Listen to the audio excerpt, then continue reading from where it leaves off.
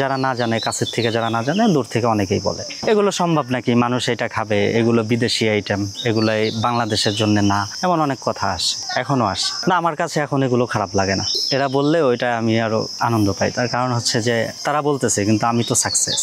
আমার যে ব্যবসাটা সেটা তো কেউ দেখে না, ওইভাবে বোঝে না, দূর থেকে বোঝে না, কি করে না করে এই দুটা মাছ নিয়ে আসে, আবার দুটা মাছ নিয়ে দৌড় দেয়, নিজে দৌড় দেয়, লোকজন দিয়ে পাঠায়, এতে কি হয়, হ্যাঁ এ ধরনের কথাবার্তা আসে। কখনোই কারো কথায় কান দিইনি আমি। মোটামুটি আমার এখন সেলগুলো হচ্ছে বেশিরভাগ হোলসেল, বেশ কয়টা সুপার শপে দিই, তারপর ডিপার্টমেন্টাল স্টোর যেগুলো আছে। আমার প্রোডাক্টগুলো এমন সিস্টেমে তৈরি করা যে যারা ওই যে শহরে মিল্ক ভিটা বিক্রি করে, দুধ বিক্রি করে, এদের পাশাপাশি ওই মিল্ক ভিটার সাথেই রাখতে পারে। আমাদের এই অজপাড়া গা থেকে আমি রেডি টু কুক করে দেশীয় যে মাছগুলো আছে এগুলো আমি সারা বাংলাদেশে ডেলিভারি করি। আমার বাবা বলছিল চেষ্টা করবা সারা জীবন ব্যবসা করার, ব্যবসা করবা, ব্যবসার মধ্যে বরকত, ব্যবসা করা সুন্নাহ। এই হিসাবে ব্যবসার প্রতি আমার আগ্রহ ছিল। আমি যখন এই যে মুরগির খামারটা করি, আমার ছিল যে নিরাপদ যে মাংসটা, এটা আমার মানুষের দোরগোড়ায় আলাদা একটা ব্র্যান্ডিং আকারে করার ইচ্ছা ছিল।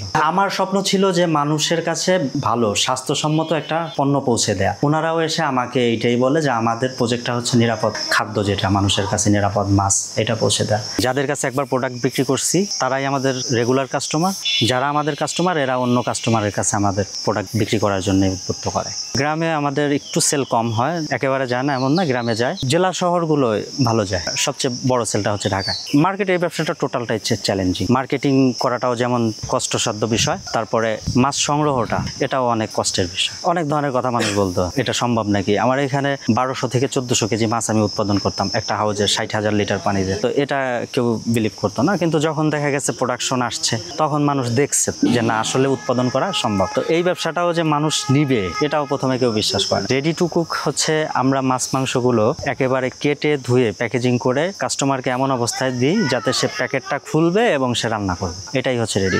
প্রথম দিক থেকে যখন শুরু করছি তখন এলিট শ্রেণীর লোকজন নিত, কিন্তু এখন মধ্যবিত্তরা ওই মাছটা নিচ্ছে। এটার পেছনে সর্বপ্রথম আমার ফ্যামিলির অবদান, আমার বাবা মা, আমার ওয়াইফ সবাই মিলে আমাকে যথেষ্ট সাপোর্ট দেয়। এখন মোটামুটি 500 কেজি মাছ, প্রায় হাফ টন মাছ সে ঢাকাতে সাপ্লাই দেয়। বিভিন্ন ধরনের পাবদা, গুলশা, ট্যাংরা, শিং মাছ, এই মাছগুলাকে সে প্যাকেটজাত করে বাসের মাধ্যমে সে ঢাকায় তার সেল পয়েন্ট আছে ওইখানে দিয়ে দেয়। ওইখান থেকে আবার অর্ডার করা থাকে, তখন বাড়ি বাড়িতে সে পৌঁছায় দেয়। এই কাজটা সে ঢাকা থেকে করে এবং আমাদের গোপালগঞ্জে কালেক্টর বাজার এবং এফএনএফ বাজার আছে একটা সুপার শপ, ওইখানে সে নিয়মিত মাছ দেয়। এখন মাসিক তার গড়ে প্রায় 40 থেকে 50,000 টাকার মতো তার প্রতি মাসেই থাকে, সবকিছু খরচ বাদে। এখানে প্রথমে মাছটাকে আমরা নিয়ে আসি, মাছ আনার পরে মাছটাকে আমরা গ্রেডিং করি। গ্রেডিং করার পরে এই মাছটা হচ্ছে কাটিং রুমে চলে যায়। ছোট মাছ যেগুলো আছে মহিলারা এগুলো বটি দিয়ে কাটে এবং ওটা পরিষ্কার করার পরে এই শেডে আবার ফেরত আসে। আসার পরে সেখান থেকে আরেকবার আমরা গ্রেডিং করি। গ্রেডিং করার পরে এটাকে আমরা ম্যানুফ্যাকচার এক্সপায়ার ডেট দিয়ে ওটাকে প্যাকেট করি। যে মাছগুলো পিচ হয়, বড় মাছ, যেমন এটা একটা নদীর রুই আছে, এই মাছটাকে আমরা এখান থেকে পিস পিস করে তারপরে আবার একটা প্রেসার ওয়াশ করি। ওয়াশের পরে এরপরে প্যাকেট হয়। প্যাকেট হওয়ার পরে ফ্রিজিং করে আমরা ভোক্তার কাছে পৌঁছে দিই। তো প্রজেক্টটা লঞ্চ করার পরে আমরা খুঁজতেছিলাম যে একটা রেডি টু কুক উদ্যোক্তা আমরা 3টাকে দিব, 3জন মানুষকে আমরা সহায়তা করব প্রকল্প থেকে।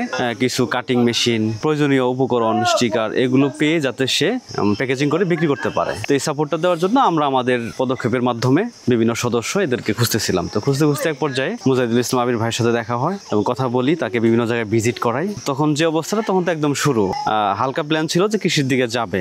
তো পরবর্তীতে যখন আমরা কিছু জায়গায় দেখাইলাম, ভিজিট করাইলাম, পরবর্তীতে আমাদের কাজের প্রতি তার আগ্রহ হয় এবং বিভিন্ন জায়গায় ভিজিট করে সে একটা উদ্যোগ নেয় যে কি আমি রেডি টু কুক উদ্যোক্তা হব।